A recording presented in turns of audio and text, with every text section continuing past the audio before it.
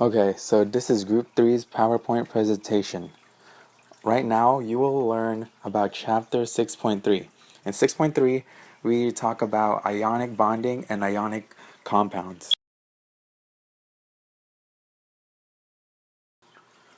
The first slide is an introduction to Chapter 6.3, so at least you know what to expect in this section. The main topics we go over in this section are ionic compounds, ionic bonding, molecular compound, and atomic ions. To be more specific, the topics we will go over are the formation and characteristic of ionic bonds, properties of ionic compounds and molecular compounds, the differences and similarities of ionic compounds and molecular compounds, and properties of polyatomic ions, and about the Lewis structure. We also talk about the formula unit and lattice energy.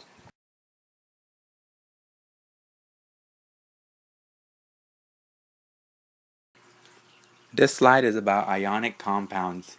What is an ionic compound? What do you need it for? Like, what is it here? Why is it there? We don't know. I don't know. But that's before this project. After further research, I found that ionic compounds are made out of many things in the world. Such as, you see that table salt that you eat at home? I mean, like, put in food? Well, that's an ionic compound. Its real name is sodium chloride.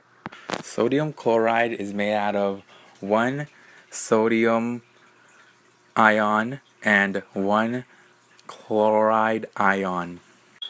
The goal of ionic compounds is to be neutrally charged. So if an ion is too negative, you have to add more positive ions. And if something is too positive, then you have to add more negative ions. Some common properties of ionic compounds are hard and brittle, they have high melting points, high boiling points, and they form crystals.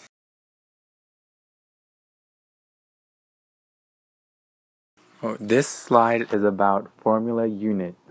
Formula unit is the simplest ratio of atoms from an ionic compound's formula.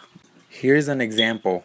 The formula unit for BaO, which is barium oxide, is 2 barium cations and 2 oxygen anions.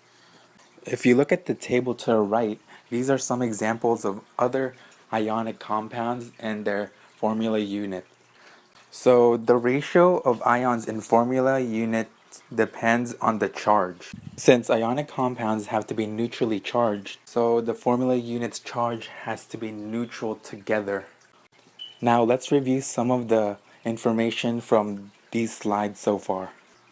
So an ionic compound is a chemical compound that is a combination of cations and anions so that the positive and negative charge are equal. An example of ionic compound is calcium chloride, which is CaCl2. And the number one goal of ionic compounds are to be neutrally charged. So that means all the ions it has to be neutral. Now, the formula unit is the simplest ratio of atoms from an ionic compound's formula. The formula unit for sodium chloride is 1 sodium ion and 2 chlorine ions. Together, they are neutrally charged. So those are some information about ionic compounds and formula units.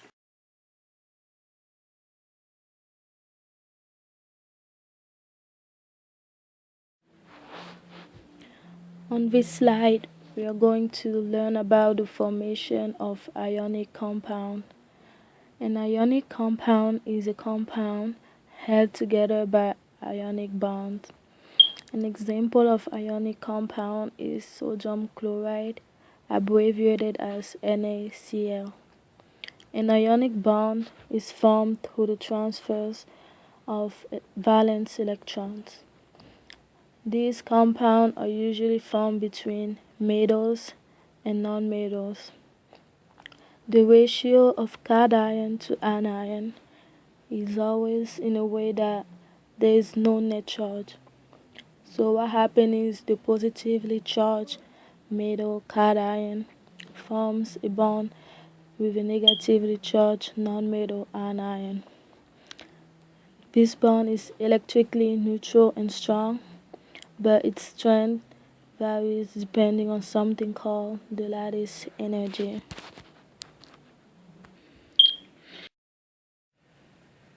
The picture on the top shows how sodium and chlorine form an ionic compound. So at the beginning we have a sodium atom that has 1 electron in the outer shell and chlorine atom that has 7 electrons in the outer shell.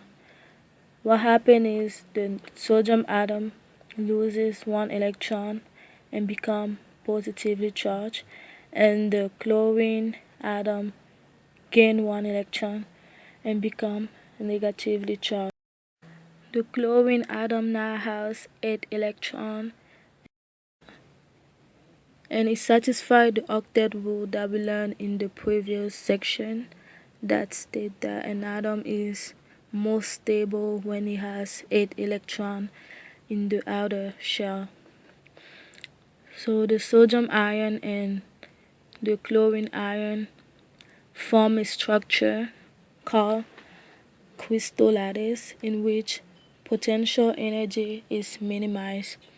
On the second picture on the bottom we have the same idea, but this time we needed to add more atoms to satisfy the octet rule. So this is basically how we form ionic compound. The main idea is to satisfy the octet rule.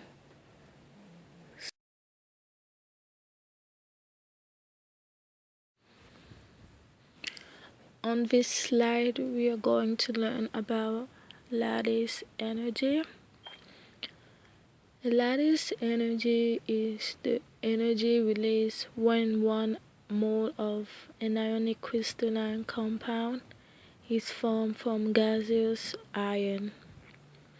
This means that when the individual ions of the compound come together to form the crystal lattice, they need less energy to stay together, so they release some energy, and the energy released is called the lattice energy. The lattice energy is negative to show that energy is released when the compound comes together. So the more negative the number is, the more energy is released and the stronger the bond is. On the picture to the right we have metals on the left and non-metals on top, and we can see that when the metals combine with the non-metals, the lattice energy is negative. For example, like lithium combining with fluorine, the lattice energy is negative 1036, and this means that a lot of energy was released since the number is really big.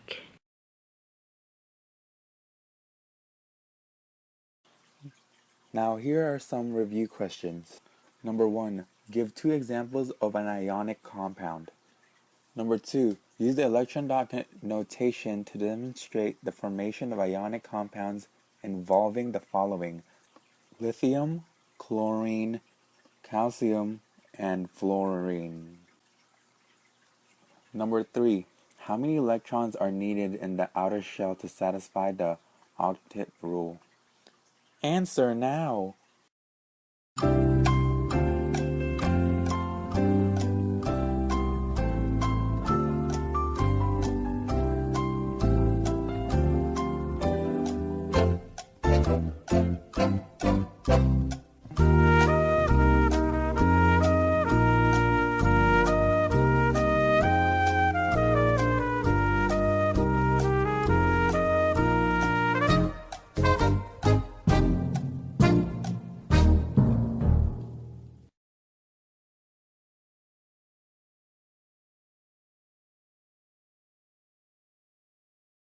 Now we are going to compare ionic compounds to molecular compounds.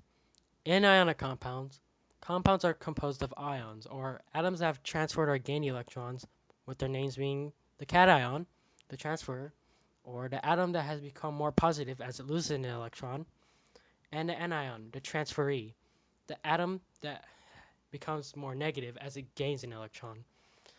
The attraction between the two charges of the electrons and the protons is what holds the compound together, with electrons being respectively negative and protons positive. This is like how a magnet works, whereas the opposite charges are attracted to each other. But keep this in mind. The particles never actually touch each other in the compound, but are still repelled far enough by the same charges that are present in the compound. This kind of bonding is also seen on the example below, whereas sodium is the cation, or the atom that is losing the electron, and chlorine becomes the anion, where it gains the electron, thus making sodium chloride, or table salt. The attraction between the ions is very strong in the compound. Now on the other side, molecular compounds are held together by covalent bonds, or the sharing of electrons between atoms. This can be seen at the bottom as well. Here, two hydrogen atoms combine together to make molecular hydrogen, or H2. The attraction between the compound is strong, but not as strong as in ionic bonds of the ionic compound. Now with this property of different attractions between the two charges, this defines the ionic compounds and molecular compounds. This also gives them different properties between the two due to the attractions of the compounds.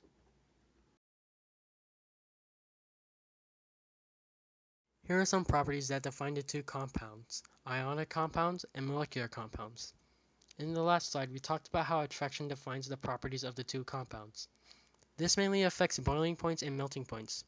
Since molecular compounds have weaker attraction between the molecules in the compound, they have low boiling points and low melting points. In comparison to ionic compounds have high boiling points and high melting points. Due to attraction defining how much energy it takes up to loosen up the particles, more attraction means more energy to loosen up the particles in each compound.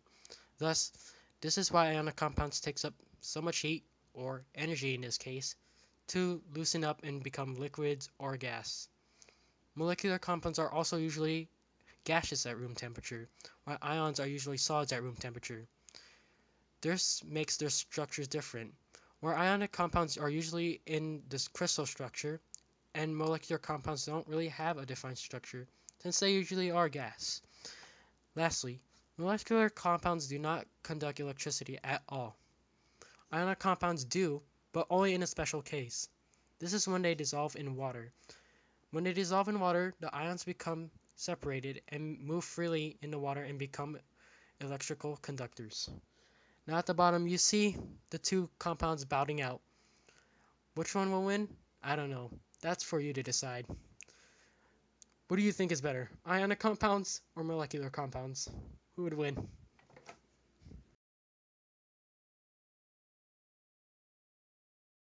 So let's recap of what we learned so far about ionic compounds and molecular compounds, with some questions. What is the defining property that makes the difference between ionic compounds and molecular compounds? This would be the attraction between atoms within the compound. Ionic compounds have very strong attractions between ions, and molecular compounds have strong attractions between molecules, but this is not as strong as ions within ionic compounds. What does this property mainly contribute to another property within the compounds? Attractions mainly affect the melting points and boiling points of compounds. Ionic compounds have high melting points and high boiling points. Molecular compounds have low boiling points and low melting points. This is due to the attraction defining how much energy it takes to loosen up the particles within the compound. What are some other properties that differentiate the two types of compounds? This would be that the structure of the two is different. Ionic has a crystal structure, while molecular has no defined shape. This is also because at room temperature, molecular is usually gaseous and ionic is usually a solid. Molecular compounds also cannot conduct electricity at all. Ionic compounds can conduct electricity, but under a condition that they dissolve in water when ions are moving freely, so they become electrical conductors.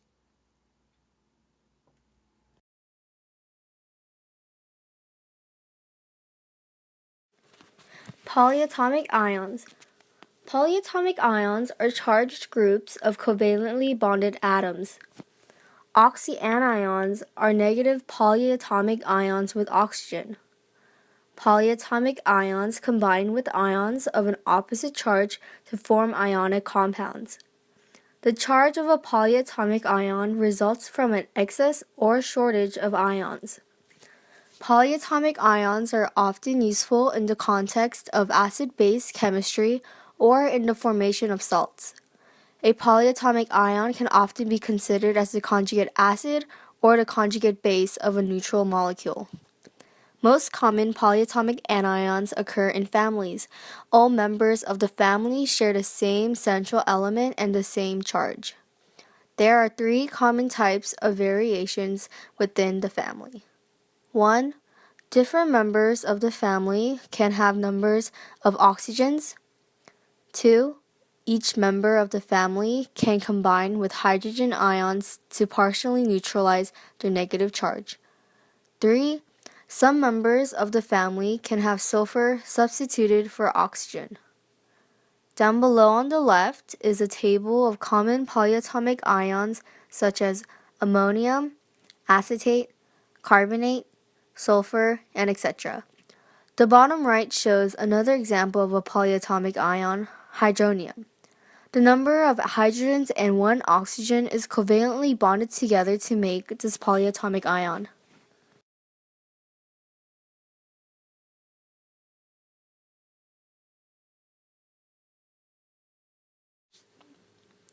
Lewis structures are used to help show polyatomic ions. When counting electrons, negative ions should have extra electrons placed in their Lewis structures. Positive ions should have fewer electrons than an uncharged molecule. When the Lewis structure of an ion is written, the entire structure is placed in brackets, and the charge is written as a superscript on the upper right outside of the brackets. If negatively charged, add to the total number of valence electrons a number of electrons that correspond to the ion's negative charge. If positively charged, subtract from the total number of valence electrons a number of electrons that correspond to the ion's positive charge.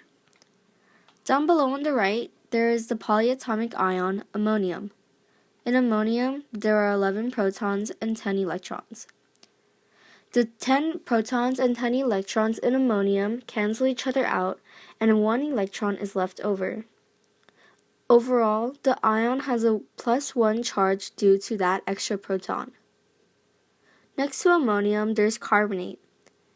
Carbonate has 30 protons and 32 electrons. Just like ammonium, the protons and electrons cancel each other out, and 2 electrons are left over.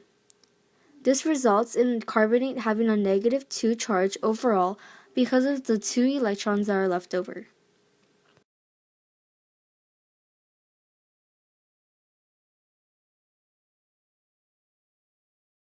And that's the end of that chapter.